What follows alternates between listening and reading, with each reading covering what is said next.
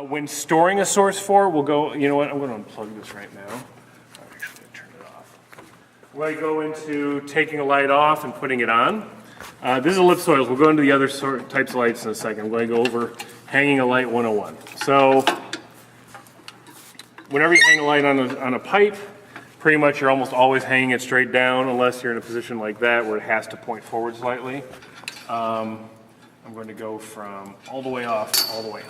So every light in your theater should have one of these, just married to it, a safety chain, or some sort of safety device to keep it from falling and killing someone. Always remember lefty-loosey, righty-tighty. Now I'm using a Leatherman, which isn't the best thing to do because it tends to beat up the lights a little bit, but I have a deft hand, so it doesn't tend to injure stuff that much. All right. So let me get this all the way off.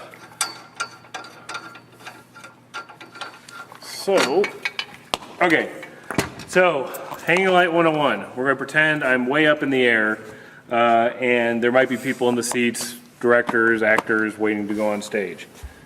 When you're on a catwalk or when you're hanging a light, what? Oh, you're saying it here. Okay. I'm hanging it here. So, got the yoke. This is the yoke, this U-shaped piece of metal.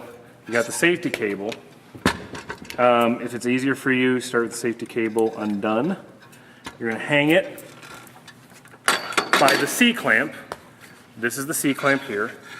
Before you even tighten the C-clamp, secure the safety cable. And what that does is if the light gets away from you, it's not going to go anywhere. These are generally rated to about 200 pounds, and you're not going to be hanging anything nearly that heavy. So, C-clamp on, you're going to hand tighten it. Once it's hand tightened, you're going to give it a good half turn, at least, just so that it's not going to rotate much on the pipe itself. So the C-clamp's adjusted. Then, and only then, you can circuit it. And circuiting it is just a fancy way of saying plugging it in. Once it's plugged in, we do a quick test. This happens to be channel 118, so I'm going to try that partial. Check on the floor. Look at that, the light's on. And then you can turn it back off. Now, things to keep in mind. One thing I didn't go over when it's stored, whenever you're storing one, it's safest to have these pushed all the way in so they don't get bent when it's stored. Anyway, okay, so it's hanging. Now you need to focus it. We will turn the light back on.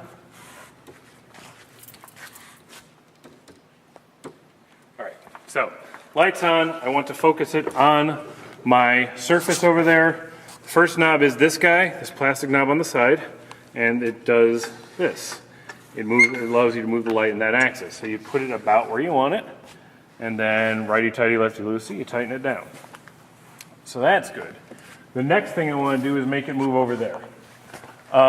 There's going to be two knobs that you will become familiar with on these, two bolts. There is the yoke nut, and then there's this, which I have always referred to as the FU nut. I'm sure there's some other name for it, but we always call it the FU nut. Because this nut is typically made of really, really cheap metal. And when it breaks, you're effed. So if you're going to move it this way, you should always loosen this nut and not the FU nut. So, and to loosen it, you look up and you kind of figure out, okay, lefty-loosey, righty-tighty. So, oh boy, this nut's on good and tight. So, sorry, what is going on here? Oh, boys, what? Oh, it's already, there's the problem. Okay, so the problem is someone has already messed with the FU nut, and that's why it can't get any tighter. So,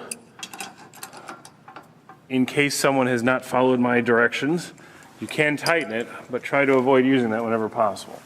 So anyway, so now it's locked in this axis, it's locked in this axis. I've decided I want a softer focus, so you loosen, you don't take it out, you just loosen the lens tube knob, and you slide it, and I want it kind of that soft, and you tighten it down, and then I want it slightly shaped, so you move it in like that, and there you go, Bob's your uncle. It's now focused the way I want it. So that's ellipsoidal hanging and focusing 101. The next type of light we have are these. Let me turn that light off. And just to let you know, pretty much every light you will ever encounter, you should hang the same way. Safety chain it, then put the C-clamp on, then lock it down, then focus. There's no great mysteries. You can see on these, again, safety chain, same basic knobs. Now these are same company, so they're also called Source 4s, but they're called Source 4 PARs, P-A-R. And unfortunately, lighting or Theater 101 is failing me horribly, but the P-A, or the P-R in P-A-R stands for parabolic reflector. Can't for the life of me remember what the A stands for.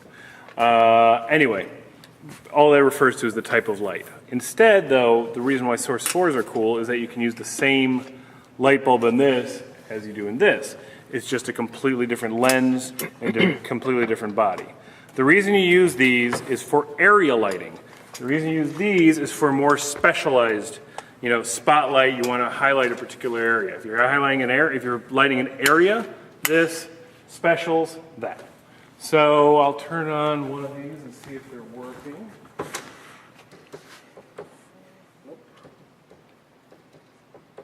All right. There we go. So, when I tilt this up and you focus it the same way you focus the other light, you loosen that side knob and you tilt it at wherever you're aiming it for. Now, you should notice immediately that instead of a circle, you got this big amorphous blob. And that's because it's only designed to have kind of a oblong shape on stage that you can focus a little bit with this ring.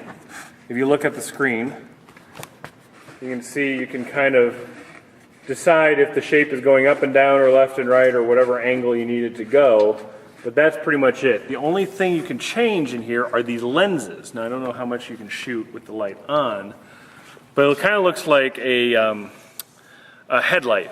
And the type of lines on that lens determine how wide it is or how narrow it is. So your options are narrow spot, very narrow spot, flood, wide flood, very wide. There's like 5 or 6 different lenses that are typical for each of these.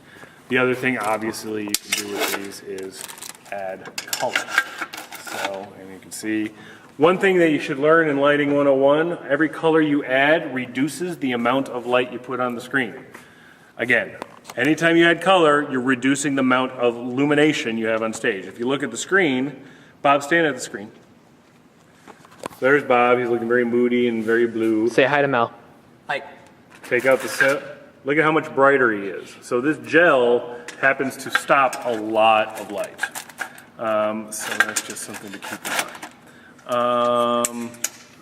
Can't think of what else for that. Hey, Bob, you can put that other lens tube in. Sure. You might hear people refer to gobos, or shaped patterns on stage. Those only go in here. There's usually a slot on the light that you slip the gobo, or the piece of metal that has a shape cut out to it, into it. There's all sorts of toys you can put in these, but I think in Introduction to Theater Tech, you're not going to have to go over that. Always, always, always, when you're doing lighting, have one of these guys ready, a C-wrench or a crescent wrench. C-wrench for obvious reasons, or crescent for the same basic shape. I'm trying to think, is there anything that you could think of?